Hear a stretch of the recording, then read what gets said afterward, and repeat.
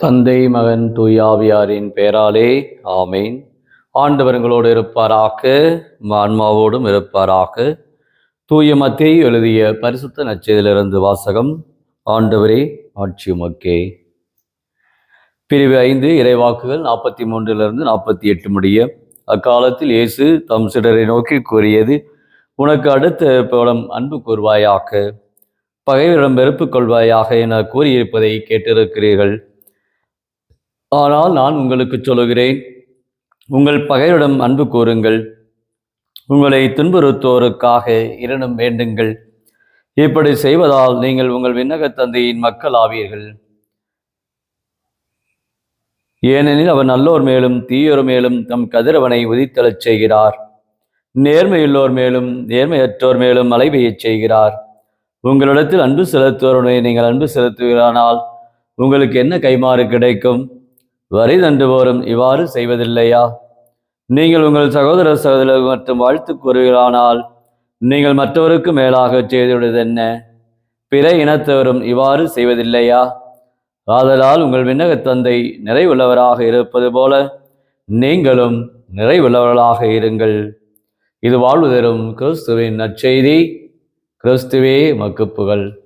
இறையேசுவில் பிரியமான சகோதர சகோதரிகளே, அன்னையின் பக்தர்களே, தவக்காலத்துடைய இந்த சனிக்கிழமையிலே காலை பொழுதிலே ஆண்டவரை போற்றி புகழ ஒரே குடும்பமாக நாம் இணைந்து வந்திருக்கின்றோம்.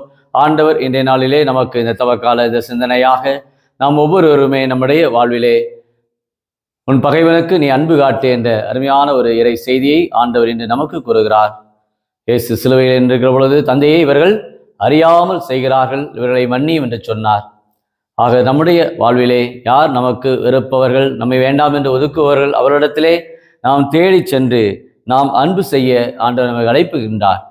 நான் உங்களை அன்பு செய்தது போல நீங்களும் ஒருவர் மற்றவரை அன்பு செய்து வாழுங்கள் என்று சொன்ன ஆண்டவருடைய இந்த வார்த்தைகளை நாம் வாழ்வாக்க இந்த நாளானது அன்னையை மகிமைப்படுத்தக்கூடிய ஒரு நாளாக, அன்னை எவ்வாறு தாழ்ச்சியோடும் பணிவோடும் கடவுளுடைய வார்த்தையை கடைபிடித்தது போல நம்முடைய அன்றாட வாழ்க்கையிலும் ஆண்டவர் இந்த தவக்காலத்தில் இந்த முதல் வாரத்தினுடைய இந்த நாளிலே, ஆண்டவர் சனிக்கிழமையிலே நம் ஒவ்வொரு குடும்பத்திற்குமே நாம் நம்மை வேண்டாம் என்று ஒதுக்குவர்களை நாம் தேடி சென்று அன்பு செய்ய தாராள உள்ளத்தோடு, ஆக பழிக்கு பழி வாங்குவது என்பது நம்முடைய மனித இயல்பு. அதான் சொல்ல, தவறு என்பது ஒரு மனிதனுடைய இந்த ஒரு மனநிலை.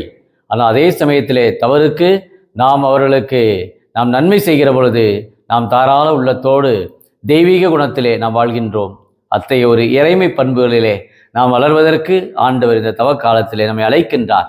நாம் அனைவருமே மனிதத்தை கடந்தவர்களாக, மனித பண்புகளை கடந்தவர்களாக, நம்முடைய வாழ்வில் இருக்கிற வெறுப்பற்ற அந்த நிலையை கடந்து எல்லோரும் சகோதர இனமாக நாம் ஏற்றுக்கொள்ள இயேசு நமக்கு மனிதனாக, இறைவனாக இந்த உலகத்திலே அவர் வாழ்ந்திருக்கின்றார். தன்னுடைய வாழ்வில் எதை போதித்தாரோ அவற்றை தான் இயேசு செய்தார். அந்த அளவுக்கு இயேசுடைய சொல்லும் செயலும் இணைந்து போகக்கூடிய அவருடைய அந்த வாழ்வை இந்த நாளிலே நாம் தியானித்து கொண்டிருக்கிறோம். தவக்காலத்திலே இயேசுடைய இறப்பு உயிர்ப்பை நாம் கொண்டாடுவதற்கு, பாஸ்கா விழாவுக்கு நம்மை ஆயத்தப்படுத்திக் கொண்டிருக்கிறோம். இந்த சனிக்கிழமையிலே அன்னையுடைய கரங்களிலே நம்மை ஒப்புக் கொடுப்போம்.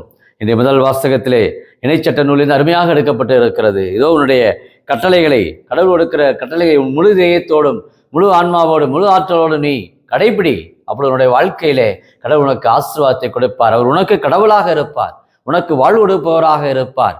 அவருடைய கட்டளை கருத்தாய் கடைபிடிக்கக்கூடிய பிள்ளைகளாக நாம் வாழுகிற பொழுது நம்முடைய வாழ்வும் மேம்படுகிறது, நம்முடைய வாழ்வு மகிழ்ச்சியாக மாறுகிறது. நம்முடைய வாழ்க்கையிலும் நம்முடைய தவறுகள், நம்முடைய பலவீனங்களை நாம் அறிந்து கொள்கின்றோம். ஆக நம்ம ஒவ்வொருவரும் தன்னை அறிதல், தன்னிடத்திலே விழிப்பாக இருத்தல், தன்னை பற்றிய ஒரு ஆய்வுக்கு உட்படுத்தக்கூடிய அருமையான இந்த தவக்காலத்திலே அன்னையுடைய கரங்களிலே நம்மை ஒப்புக் கொடுப்போம். நம்முடைய குடும்பங்களை ஒப்புக் கொடுத்து அன்னையுடைய பண்புகளிலே இயேசுடைய இந்த பகைவருக்கு அன்பு காட்டு என்று சொன்ன உன்னை அன்பு செய்தவருக்கே நீ அன்பு செய்தால் என்ன பயன் என்று கேட்கின்றார். இன்றைக்கு நம்முடைய வாழ்விலே இன்றைக்கு யாரிடம் நாம் அன்பு கொள்கின்றோம் என்று நம்மையே நாம் இன்றைக்கு ஆய்வுக்கு உட்படுத்துவோம். நம்மை வேண்டாம் என்று ஒதுக்குவதை, நம்மை விட்டு பிரிந்து இருப்பவர்களை நாம் தேடி சென்று அன்பு செய்யக்கூடிய மன துணிவை, மன ஆற்றலை ஆண்டவரிடத்தில் இந்த நாளிலே நாம் கேட்போம். ஜெபிப்போமாக. அன்பின் பரலோக பிதாவே, அப்பா இயேசுவே, அருமையான இந்த நாளுக்காக நன்றி கூறுகிறோம். இது இந்த சனிக்கிழமை தேவமாதாவுக்கு ஒப்புக் கொடுக்கிற இந்த நாளிலே உம்முடைய கிருபையை எங்கள் உள்ளங்களிலே ஊற்றுவீராக.